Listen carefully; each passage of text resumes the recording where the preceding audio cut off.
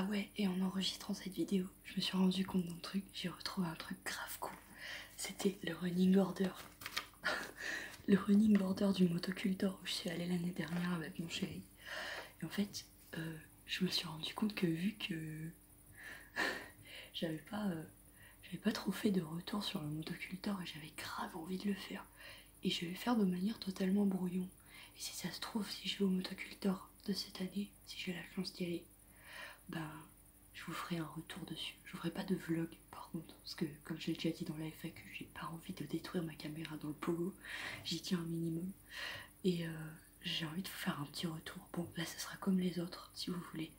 Ma parole sera pas forcément construite, mais ça sera un petit bonus en fait, ce que j'avais envie de faire. Parce que ça me redonne le sourire en fait.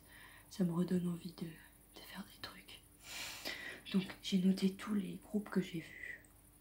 Et voilà, j'ai envie de me remémorer ces moments qui étaient vraiment sympas.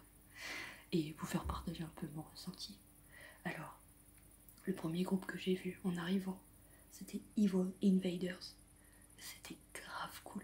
En fait, on est arrivé au Modoc la veille, on est arrivé tard parce qu'on avait raté l'avion du matin, on a monté la pluie, n'importe quoi, on a monté la tente sous la pluie et on était mais morts, on s'est fait offrir l'apéro heureusement et, et en fait le lendemain à je sais pas moi 14h, genre à 13h on était debout, on a bu de la bière au petit déj, c'était grave cool. J'étais arrachée et le premier groupe qu'on a vu c'était Evil Invaders, genre c'est du heavy trash vachement énervé, c'était trop sympa, genre j'ai jamais fait de festival aussi gros que le motocultor et j'étais sur un nuage, je vous raconte pas, oh, c'était trop bien, sur un putain de nuage, genre vraiment. T'arrives, t'es arraché, t'as bu de la bière toute la nuit et toute la matinée, t'arrives, t'entends ça, t'es genre waouh c'est énorme, frère, je suis au paradis. Et du coup le premier jour, le temps de prendre la température, genre comme je savais pas trop comment ça fonctionnait, bah je me suis dit juste dirigé vers la scène d'à côté. Et sur la scène d'à côté il y avait Seven Weeks. Bon c'était un petit peu moins bien, j'ai un peu moins aimé, c'est pas mon style. C'était un peu trop calme, je sais pas, il y avait pas d'ambiance. Je trouvais ce concert assez plat et assez...